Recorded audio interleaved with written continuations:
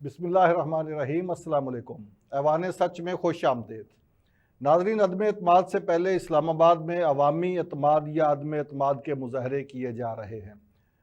पाकिस्तान तहरीक इंसाफ भी जलसा कर रही है इस्लामाबाद में। मुस्लिम लीग नून के काफ़िले भी रवा दवा हैं इस्लामाबाद की जानब। JUI का लॉन्ग मार्च भी चल पड़ा है। पीपल्स पार्टी भी जलसे कर रही है। ये सारी सूरत हाल में आइंदा का सियासी मंजरनामा क्या बनेगा और क्या ये जलसे जुलूसों की जो सियासत है ये अदम एतमाद पर भी असरअंदाज होगी। दूसरी जानब हुकूमत इत्तेहादियों को मनाने की कोशिश कर रही है। इत्तेहादी कभी साफ छुपते भी नहीं, सामने आते भी नहीं वाली पोजीशन में हैं। अपोजिशन दावे कर रही है कि उनके साथ हैं, हुकूमत दावे कर रही है कि नहीं, वो अभी पूरी तरह हमसे नाराज़ नहीं हुए। इस सारी सूरत हाल का अदम एतमाद पर क्या असर पड़ेगा, आज के प्रोग्राम में इस बात का जायज़ा लेने की कोशिश करेंगे। और प्रोग्राम के आखिर में पाकिस्तान के काबिल फ़ख्र डॉक्टर जिन्होंने तिब के शोबे में बड़ी खिदमात सर अंजाम दी हैं, डॉक्टर मिमपाल सिंह, उनका जिक्र होगा। लेकिन पहले हम ये सियासत से ही इसका आगाज़ करते हैं। स्टूडियो में मेरे साथ मौजूद हैं, एंकर पर्सन हैं, सीनियर तज्ज़ियाकार हैं जनाब अरसलान फ़ारूक साहब। अस्सलाम वालेकुम अरसलान साहब। और टेलीफोन लाइन पर हमें मुस्लिम लीग नून के सीनियर रहनुमा और मेंबर कौमी असम्बली चौधरी नूरुल हसन तनवीर साहब ने इस्लामाबाद से ज्वाइन किया है। चौधरी साहब, आपको भी वेलकम, खुश आमदेद। थैंक यू वेरी मच जी, बहुत बहुत शुक्रिया। अगर इजाज़त हो तो अरसलान साहब से गुफ्तगू का आगाज़ कर लें। जी बिल्कुल। अरसलान साहब, ये सारे ही काफिले चल पड़े हैं इस्लामाबाद की जानब। अदम एतमाद पे भी इन काफिलों का कोई असर पड़ेगा? मेरा ख्याल है जी, अपोजिशन का तो काम होता है एहतजाज करना, हुकूमत के खिलाफ एहतजाज किया जाता है और हुकूमत वक्त की प्रोग्रेस के ऊपर जो है वो बात की जाती है, गवर्नेंस के ऊपर बात की जाती है। मुख्तलिफ मल्टीपल इश्यूज होते हैं अपोजिशन के पास करने के लिए, लेकिन हुकूमत जब इजलास करे, धरना दे या वो एक कंपेन बना दे, मोमेंटम क्रिएट कर दे, तो उसकी समझ नहीं आती। आखिर आपने एक कॉज क्रिएट करना है, आप किस बुनियाद के ऊपर लोगों को इकट्ठा कर रहे हैं? आप इस बुनियाद पर इकट्ठा कर रहे हैं कि मेरे पास ताकत मौजूद है, मैं उस ताकत को एक्सरसाइज नहीं कर पा रहा, इस बुनियाद पर आप इकट्ठा करने जा रहे हैं लोगों को। आप इस बुनियाद पर इकट्ठा करने जा रहे हैं कि ये ओपोजिशन के लोग जो सारे के सारे इकट्ठे हो गए हैं हुकूमत के खिलाफ, तो आप अवाम को, अपने लोगों को, अपने वोटर्स को ये बताने के लिए जा रहे हैं कि जनाब ये चूंकि सारे मेरे खिलाफ इकट्ठे हो गए हैं, लिहाजा मेरा आप साथ दें। आपने हुकूमत होते हुए आपने परफॉर्म करना था। और बदकिस्मती से मैं समझता हूं कि पाकिस्तान तहरीक इंसाफ के पास जितनी स्पेस मौजूद थी काम करने की, जिस तरह से ओपोजिशन के सारे लोग 3.5 साल पॉलिटिकल विक्टिमाइजेशन का किसी हद तक शिकार भी रहे उस वक्त में, और फिर जब आपके साथ इस्टेब्लिशमेंट की पूरी सपोर्ट हासिल थी, आपने इसके बावजूद परफॉर्म नहीं किया। और अब इस मौके के ऊपर आकर आप अमर बिल मारूफ की बात करें और आप ये बात करें कि मैंने अवाम की ताकत दिखानी है, तो मैं ये समझता हूं कि ये हुकूमत की कमजोरी की निशानदेही करती है। बाकी जहां तक रहेगी बात ओपोजिशन के लोग, वो अगर मुत्तहिद होकर हुकूमत के खिलाफ आए हैं, तो ये माजी की तमाम हुकूमतों के अंदर ऐसा होता आया है, कोई ये नई बात नहीं है। ओपोजिशन का काम होता है हुकूमत को तनकीद का निशाना बनाना। ओपोजिशन ने, अगर वो ओपोजिशन ही नहीं है, अगर वो हुकूमत को टफ टाइम नहीं दे रही, अगर वो हुकूमत को तनकीद का निशाना नहीं बना रही, तो इमरान खान साहब ने चूंकि परफॉर्म नहीं किया, मैं समझता हूं इसलिए वो इकट्ठे हो गए हैं। फिर कुछ इंसाफ की बुनियाद के ऊपर, जो उन्होंने तहरीक इंसाफ नाम भी रखा था और फिर इंसाफ की बुनियाद के ऊपर उन्होंने आगे जाना था, वो बात भी प्रूफ नहीं हो सकी, किसी अदालत में साबित नहीं हो सकी। तो वो तमाम पहलू जो है वो सामने रखें तो अपोजिशन का इकट्ठा होना समझ में आता है, लेकिन इमरान खान साहब का आवाम को मजमा बनाकर इस्लामाबाद में जमा होना समझ में नहीं आता। चौधरी साहब, ये हुकूमत के रद्द अमल में आप जलसा करने जा रहे हैं, ये लॉन्ग मार्च करने जा रहे हैं, ये आज खुद फैसला था ये भी नून लीग का या अपोजिशन जमातों का? देखें, आपको पता है पिछले कई महीने पहले हमने फैसला किया था कि 23 मार्च को जो है वो लेके जाएंगे, लेकिन फिर दरमियान में मुअख्खर कर दिया और कहा कि नहीं, हम जो है वो अज़्म एतमाद जो है, जब हमने अपने अहदाफ जो है ना वो हासिल कर लिए, तो फिर कहा कि नहीं, हम अज़्म एतमाद पेश करते हैं। अज़्म एतमाद में जो है हाउस में सामना करने की बजाय इमरान करामुल्लाह नियाज़ी साहब जो है वो भाग निकले बाहर की तरफ और कहा कि जी मैं जो हूँ अमर बिल मारूफ और नही अनिल मुनकर जो है वो ले। अब इनको पूरा ही पता ही नहीं है कि ये इसका मतलब क्या है। 178 टोटल आपके पास हैं और जबकि 13 लोगों को आप दे चुके हैं, नोटिस जारी कर चुके हैं, उनके ऊपर आपको अज़्म एतमाद कर चुके हैं। तो अगर 178 में से 178 में से 13 लोगों को माइनस कर दिया जाए तो आपकी हुकूमत नहीं है, आपके पास हाउस में अक्सरियत नहीं है। आप सबसे पहले काम ये करें कि आप रिजाइन करें, रिजाइन करने के बाद जो है उस जलसे का ऐलान करें, अमर बिल मारूफ का जलसा करें या कोई जोर सा भी करें। बहरहाल पाकिस्तान की कौम जो है, अवाम जो है, पाकिस्तान जो मुल्क को मिलत है, इसकी जान छोड़ो हमें, क्योंकि हम आपके झूठ से, आपके फ्रॉड से, आपकी महंगाई से, आपके अमन अमान से, आपके गरीब लोग जो है, आमदुन्नास जो है, वो बिल्कुल तंग आ चुकी है आपसे। चौधरी साहब, जिस तरह आपने फरमाया कि जो 13 नाराज अरकान हैं उनको तो नोटिस हो गए, जो इत्तेहादी जो है हुकूमत के, वो आपके साथ मिलते रहे हैं, आज फिर हुकूमत का वफद एक पहुंचा है चौधरी परवेज इलाही के पास, तो ये इत्तेहादी क्यों नहीं किसी तरफ लग रहे, वाजे क्यों नहीं ऐलान लगे हुए हैं आप इत्तेहादी? वो चौधरी साहब फरमा रहे हैं आज के भी शेख जो है वो पाक के तैयार है, और ये कि नए लोग जो है ना, नए किरदार आने वाले हैं। इसका मतलब क्या है? इसका मतलब सीधा सीधा सा है, वो कल को कर देंगे अपना, जब वहाँ पे इत्तेमाद का वोट, ये पीर को असेंबली में जाने से पहले इत्तेहादी आपके साथ होने का ऐलान कर देंगे? हमें कभी यकीन है कि ऐलान कर देंगे। अगर नहीं भी करेंगे तो हमारे पास उनके बगैर भी जो है ना वो अक्सरियत मौजूद है। हमारे पास जो है वो अदम इत्तेमाद में 172 से कई ज्यादा लोग हैं। आप देखें ना, 162 तो हम हैं, 13 लोगों को उन्होंने नोटिस दिए, 13 जमा कर दे तो देख ले आपके, क्योंकि कोई भी जो मेंबर आपको इत्तेमाद का वोट दे के वज़ीर आज़म बना सकता है, वो वही वज़ीर आज़म आपके ऊपर, वही मेंबर आपके ऊपर अदम इत्तेमाद का वोट दे के आपको वज़ारत उज़्मा की कुर्सी से हटा भी सकता है। लेकिन अगर किसी किस्म की कोई चीज लागू नहीं होती उसके ऊपर। चौधरी साहब, अगर स्पीकर ने रूलिंग दे दी कि नहीं ये वोट नहीं डाल सकते पार्टी पॉलिसी के खिलाफ, तो फिर क्या बनेगा?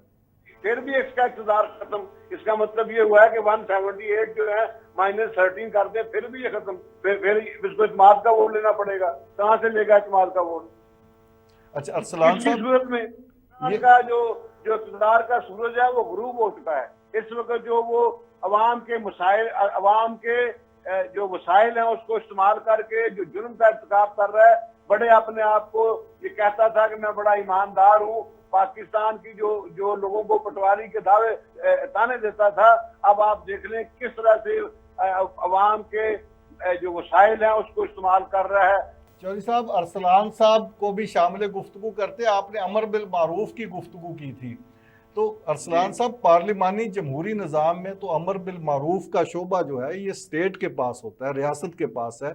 आप किसी को बुराई से रोक सकते हैं, लेकिन बतौर आम शहरी के आप नहीं कानून को हाथ में ले सकते। इसके लिए हमारे यहाँ पुलिस का और कानून और इंसाफ का महकमा मौजूद है। तो ये प्राइम मिनिस्टर क्या तलकीन कर रहा है, हर बंदे को अमर बिल मारूफ? देखिए, नहीं अनिल मुनकर का जब आप कोड़ा पकड़ा देंगे तो क्या बनेगा? चौधरी परवेज इलाही साहब ने अभी स्टेटमेंट दी है। उन्होंने कहा है कि इस्लाम को सियासत के अंदर लाने से जो है वो चीज़ें किसी और तरफ चली जाती हैं, और इस्लाम, जाहिर सी बात है, हर आदमी ने अपने तौर पर देखना है और वो अपनी कैपेसिटी के अंदर, इंडिविजुअल कैपेसिटी के अंदर वो कितना इसके ऊपर अमल कर रहा है। और बाकी जहाँ तक आपने बात की रियासत की जिम्मेदारी है, इसमें कोई शक नहीं है कि आप ऐसे मेकनिज़म तैयार करें, आप इस तरह के SOPs बना दें कि लोगों के लिए इस्लाम के ऊपर चलना या इस्लामी रवायात का पास रखना जो है वो आसान हो जाए।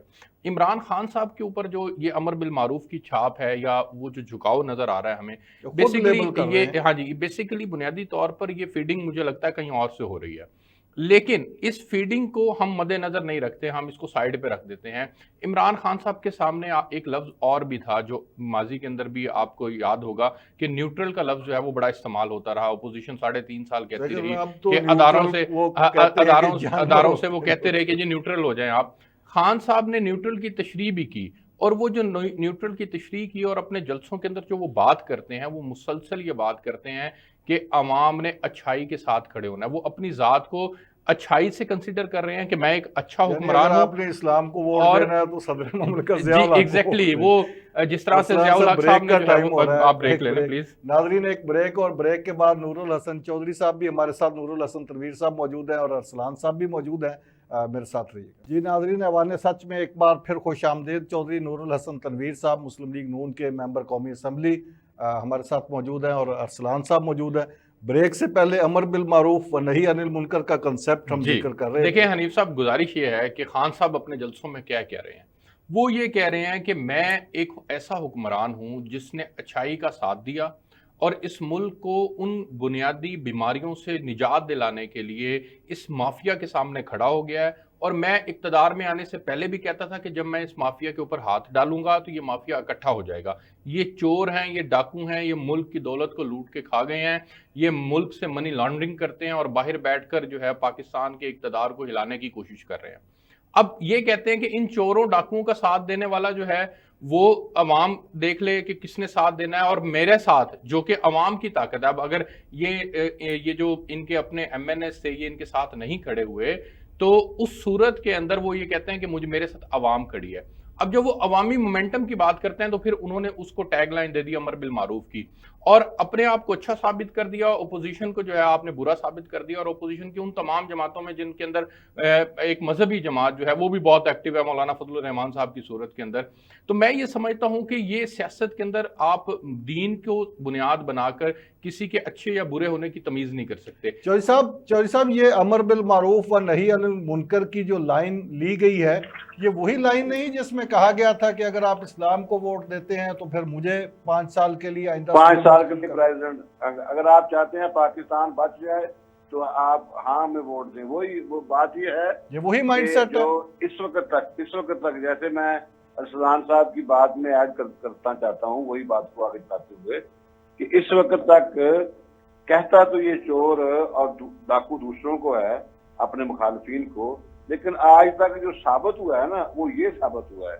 आप ये देखें कि ब्राडशीर के चेयरमैन की जो है ना वो कावे मूसवी 2 दिन पहले की जी कावे मूसवी की स्टेटमेंट, कावे मूसवी की जो 2 दिन पहले की जो है ना स्टेटमेंट आप देख लें, उसने कहा उसमें ना कोई एथिक्स हैं, उसमें कोई हिया कोई शर्म है, जिसने आके सामने खड़े हो कहा कि मैंने 20 साल कोशिश की है नवाज शरीफ को चोर साबित करने की, मैं नहीं कर सकता, मैं माफी चाहता हूं, मैं माफी मांगता हूं। आप देखें 7 बिलियन अरब रुपए से ज्यादा नैब ने उसको फीस पे की है किसी कंपनी को, ठीक है जी, इसके बावजूद वो ये फेल हो गए। और उसके बाद शहबाज शरीफ साहब को जो नेशनल क्राइम एजेंसी है यूके की, 2 साल उन्होंने उनके खिलाफ जो है ना वो तहकीकात की, और उसके बाद उन्होंने कहा कि नहीं, हमने कोई चीज कोई बेज़ाब्तगी इनके खिलाफ नहीं ढूंढी। और ये 4 साल से हुकूमत में है, हुकूमत में होते हुए कोई एक चीज किसी एक हमारे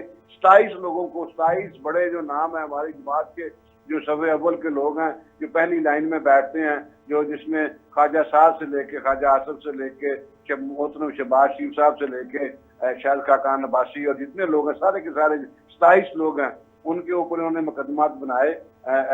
और उसके बाद जो है ना आसिम इकबाल साहब हैं, उसमें मुकदमात बनाए, लेकिन किसी एक के ऊपर भी कुछ साबित नहीं कर सका।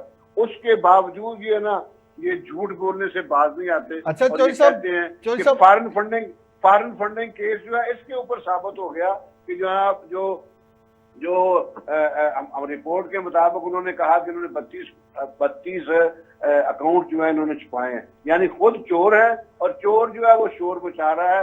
और मासवाई जैसे वो किसी गली मोहल्ले में कोई बदमाश हो ना और चोरी करते हुए पकड़ा जाए तो वो आगे से गन निकाल लेता है और वो पूरी बदमाशी से ढिठाई से जो है ना भागने की कोशिश करता है। बिल्कुल इसी तरह से इमरान खान की जो सियासत है उसका भांडा जो है चुराए में फूट गया है, अब ये वहां से भागने की कोशिश कर रहा है। अरसलान साहब आपसे बात कर रहा था। साहब, आपने जिस तरह से एलेबोरेट किया और आपने बताया कि इमरान खान साहब की जानिब से बहुत ज्यादा गलतियां हुई हैं, पॉलिटिकल विक्टिमाइजेशन का शिकार जो है वो हुक्मरानों को किया गया है, माजी के हुक्मरानों को। मेरा आपसे सवाल ये है कि आप इस सिनेरियो के अंदर जब आपको पता है कि मुल्क की मईशत का बुरा हाल हो गया है, पाकिस्तान को इस कदर मुआशी तनज़ली का शिकार कर दिया गया है कि संभालना मुश्किल है, IMF के शिकंजे के अंदर ये जकड़ी हुई है, आप इस मौके के ऊपर आकर जब हुकूमत संभालेंगे तो आपके पास क्या फार्मूला है कि आप इस मुल्क को मुआशी बहरान से निकाल सकेंगे?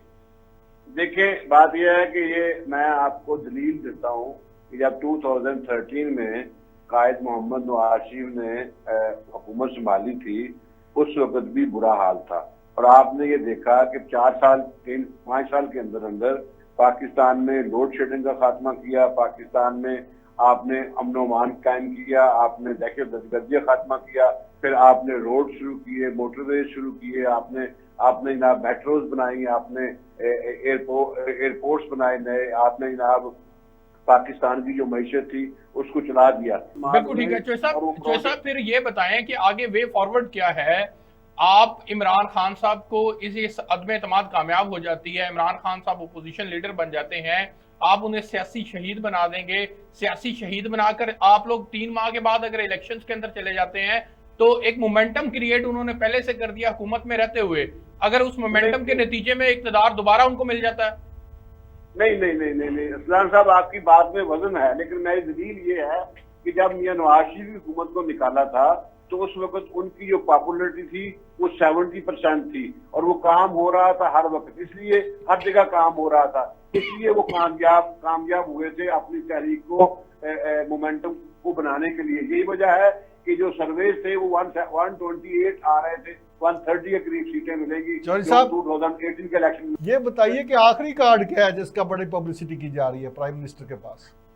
कोई कार्ड नहीं है, ये वही है जो कार्ड ना, वो बड़ी जबरदस्त बात है, इसमें मैं आपको अर्ज करता हूँ, वो सर्कस वाले नहीं थे, वो कहते थे मुर्गी बराबर अंडा, मुर्गी बराबर अंडा, आइए देखिए, लोग टिकट लेके अंदर जाते हैं, अंदर जा क्या देखते हैं कि मुर्गी रखी हुई है और उसके बराबर में अंडा रखा हुआ है। ओपोजिशन के पास क्या इखलाकी जवाब है सर कि आप लोग एक दूसरे के ऊपर एतमाद करने को तैयार नहीं है? परवेज इलाही साहब आपकी गारंटी जरदारी साहब से मांग रहे हैं, MQM जरदारी साहब की गारंटी आपसे मांग रही है। सर ये किस तरह की ओपोजिशन है जो एक दूसरे के ऊपर एतमाद नहीं करती?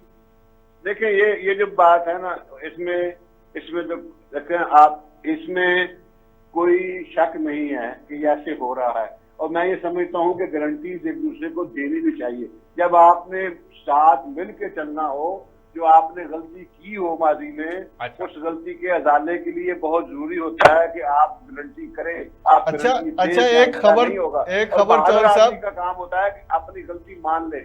बहुत अच्छा आप तस्लीम कर रहे हैं गलती को।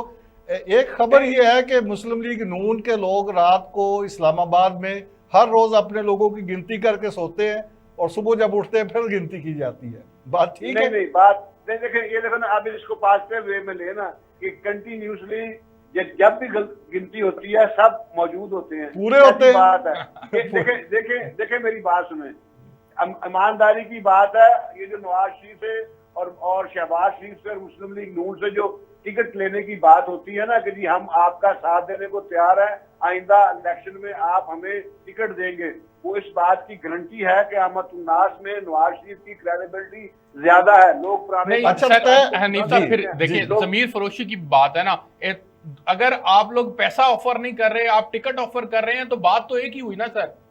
आप कुछ गिव एंड टेक की बुनियाद पर चल रहे हैं ना सर। नहीं, जब आप देखे ना मेरी बात सुने, मैं और आप दो सियासतदान हैं, आप से आपका ताल्लुक जो है वो किसी दूसरी जमात से है, PTI से है, और मैं मुस्लिम लीग नून से हूँ। हम अवाम में जाते हैं, हम दोनों से लोग पूछते हैं यार 4 साल हो गए हैं, आप हमें डिलीवर क्यों नहीं कर रहे, हमारे मसाइल हल क्यों नहीं कर रहे, हमारे रोड्स वैसे के वैसे हैं, हमारे स्कूल, हमारे हॉस्पिटल, हमारे जनाब। चौधरी साहब प्रोग्राम का वक्त खत्म हो रहा है, आखिरी बात बता दीजिए कि ये जो है कि अपना अदम एतमाद के हवाले से ये सवाल है कि ये कब तक ये सारा सियासी ड्रामा खत्म हो जाएगा और कब तक इसका मंतकी? मेरे ख्याल में ये as per the law within 7 days, जब ये करारदाद मंडे को पेश हो जाएगी, 3 दिन से लेके 7 दिन के अंदर जो है उन्होंने इसकी काउंटिंग करवानी है। 3-4 अप्रैल को वोटिंग होने जा रही है, ये लेटेस्ट है इस पे अदम एतमाद पे। तो इंशाल्लाह ताला जो इमरान खान, यानी 4 अप्रैल के बाद वजीर आजम इमरान खान वजीर आजम नहीं होंगे, आप ये कह रहे हैं? इंशाल्लाह नहीं होंगे। जिस दिन आखिरी सवाल ये बताइए कि तय क्या हुआ है? हो ना, अगर इसको कोई शर्म हो या हो तो ये फौरन छोड़ दे। अच्छा चौधरी साहब, तय क्या हुआ है? 3 माह बाद इलेक्शन होंगे या ये टर्म पूरी होगी, नई अगर हुकूमत बन जाती है, इमरान खान साहब फारिग हो जाते हैं? इसमें जो है ना, इनकी मुशावरत की जरूरत है और दोनों राय मौजूद हैं, तो फैसला जो है वो कायदीन ने करना है। अभी तय नहीं हुआ, इस तरह से ये भी तय नहीं हुआ। बहुत शुक्रिया चौधरी नूरुल हसन तनवीर साहब, आपका बहुत शुक्रिया। अरसलान साहब आपका भी बहुत शुक्रिया। नाजरीन यहाँ पे एक ब्रेक लेते हैं और ब्रेक के बाद पाकिस्तान के काबिल फ़ख्र डॉक्टर मिमपाल सिंह साहब का जिक्र करेंगे। मेरे साथ रहिए। नाजरीन ऐवान सच में एक बार फिर खुश आमदेद। प्रोग्राम के इस हिस्से में हम बात करेंगे पाकिस्तान के फ़ख्र की। पाकिस्तान का फ़ख्र, पाकिस्तान की एक काबिल ज़िक्र शख्सियत जिन्होंने तिब के शोबे में बड़ा काम सर अंजाम दिया है, डॉक्टर मिमपाल सिंह। डॉक्टर मिमपाल सिंह साहब को इसी 23 मार्च को सदारती अवार्ड से भी नवाजा गया।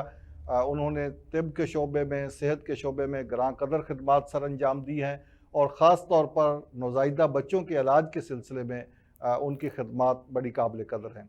इस वक्त डॉक्टर साहब भी हमारे साथ टेलीफोन लाइन पर मौजूद हैं। डॉक्टर साहब, सबसे पहले तो आपको बड़ी बड़ी मुबारक कि आपको सदारती अवार्ड से नवाजा गया है। मेरी तरफ से और सच टीवी की तरफ से आपको बहुत बहुत मुबारक हो। तो बताइएगा कि क्या फील कर रहे हैं पाकिस्तान में इस वक्त, आपको सदारती अवार्ड से नवाजा गया है, लोग भी मुबारकबादें दे रहे हैं और ख़ुद आपका भी बड़ा काबिल कदर काम है, क्या जज्बात हैं आपके? जी, बहुत शुक्रिया सर। सबसे पहले तो आप सबका, आपके प्यार का बहुत शुक्रगुजार हूँ। और मैं समझता हूँ कि ये मेरे लिए और ख़ास तौर पे ना सिर्फ पाकिस्तान की सिख कम्युनिटी बल्कि पूरे वर्ल्ड की सिख कम्युनिटी के लिए ये एक बहुत बड़े एजाज़ की बात है कि हमें गवर्नमेंट ऑफ पाकिस्तान और ख़ास तौर पे ISPR ने बहुत ज़्यादा रिस्पेक्ट दी और हमारे एक छोटी सी कंट्रीब्यूशन जो कि हम पे फ़र्ज़ है पाकिस्तान के लिए, पाकिस्तान की कम्युनिटी के लिए, being the representative and being the nationality of Pakistani, जो हम पे फ़र्ज़ है उसमें एक छोटी सी, मैं समझता हूँ कि ये एक बूंद है। और ये मेरे लिए एक बहुत फ़ख्र की बात है, बहुत खुशी की बात है और शुक्र है उसकी ज़ात का कि इस वक्त ना सिर्फ मैं बल्कि पूरी कम्युनिटी इस चीज़ को बड़े अच्छे इस समझ में लेकर जा रहे हैं कि हम इससे आगे बढ़कर करें और ना सिर्फ एज ए सिख कम्युनिटी की तरफ से करें बल्कि एज ए पाकिस्तानी करें। डॉक्टर साहब, आप कसर नफसी से काम लेते हुए जिसको एक बड़ी छोटी सी सर्विस करार दे रहे हैं, वो ज़रा नाजरीन को बताइएगा कि वो क्या काम है जो आपने सर अंजाम दिया? जी, ऐसा है कि एक तो जो इम्पोर्टेंट चीज़ थी उसमें ये था कि हम चूँकि बीइंग अ डॉक्टर मेरा ज़्यादा ताल्लुक तो सेहत से है, जिसके अंदर एक तो रिसेंटली हमने जो म्यो हॉस्पिटल के अंदर किंग एडवर्ड मेडिकल यूनिवर्सिटी की तरफ से एक नौज़ायदा बच्चों के लिए नर्सरी 60 बेडेड, जिसके अंदर शुक्र उसकी ज़ात का कि इस वक्त किसी भी प्राइवेट इंस्टीट्यूट से बढ़कर जिसके अंदर बिल्कुल न्यू इक्विप और बिल्कुल एंटीसेप्टिक मैयर को अपनाते हुए, जिसमें वेंटिलेटर, इंक्यूबेटर, फोटोथेरेपी और ये सारी चीज़ें हम सब पाकिस्तानियों की मदद से हमने इसको सरअंजाम दिया। और इसमें मैं समझता हूँ कि अगर मैं जिक्र करूँ मेरी अपनी प्रोफेसर इफ्तिखार एजाज और फिर MS और बाकी सारी कम्युनिटी जिन्होंने हमें सपोर्ट किया और शुक्र उसकी ज़ात था कि वो एक पाया तकमील तक पहुँची। उसके अलावा जो हमारे म्यो अस्पताल के अंदर ही एक फ्री एम्बुलेंस सर्विस भी चल रही है और फिर इसके अलावा हर सिटी के अंदर हम फ्री मेडिकल कैंप चलाते हैं। और इसके साथ साथ सिंध के अंदर जो सर पार्कर है, जहाँ पे इस वक्त सेहत की सहूलतें बिल्कुल नहीं है, वहाँ पे भी अल्लाह की ज़ात की मेहरबानी से इस वक्त हमारा एक नात मिटर्निटी हॉस्पिटल और चाइल्ड केयर के नाम से ये चल रहा है, जिसके अंदर डेली बेसिस पे 3 से 5 नॉर्मल डिलीवरीज होती हैं और वहाँ पे भी हमारे नौज़ायदा बच्चों की सारी लुक आफ्टर होती है। तो ये एक छोटी छोटी। डॉक्टर साहब, जिस तरह आपने फरमाया कि म्यू हॉस्पिटल में जो नौज़ायदा बच्चों के लिए नर्सरी कायम की गई है प्रोफेसर डॉक्टर इफ्तिखार एजाज की सरबराही में, और आप सारे लोग उसी टीम का हिस्सा हैं और उसी में कर रहे हैं, ये जो नर्सरी है इसमें किन किन अमराज का इलाज होता है? देखिए, ये वो बच्चे होते हैं जो हमारे वक्त से पहले पैदा होते हैं या पैदाइश के ऊपर जिसके अंदर बहुत सारी पेचीदगियाँ आती हैं, जिसमें सांस का लेट लेना। इसके अलावा आप ये समझ सकते हैं कि बच्चे की पैदाइश से लेकर 28 दिन की उम्र तक बच्चा किसी भी बीमारी के साथ अगर पैदा होता है, चाहे वो दिल की है, चाहे वो दिमाग की है, चाहे वो सांस की है, चाहे वो वक्त से पहले बच्चों की पैदाइश की है। और यहाँ पे मैं एक जिक्र करूँ कि इस वक्त पूरे वर्ल्ड के अंदर अगर हम अपनी मोर्टेलिटी रेट को देखें तो वो पाकिस्तान नंबर 1 पे है। मतलब जो नौज़ायदा बच्चों की सबसे ज़्यादा अमवात हो रही है वो इस वक्त पाकिस्तान में है।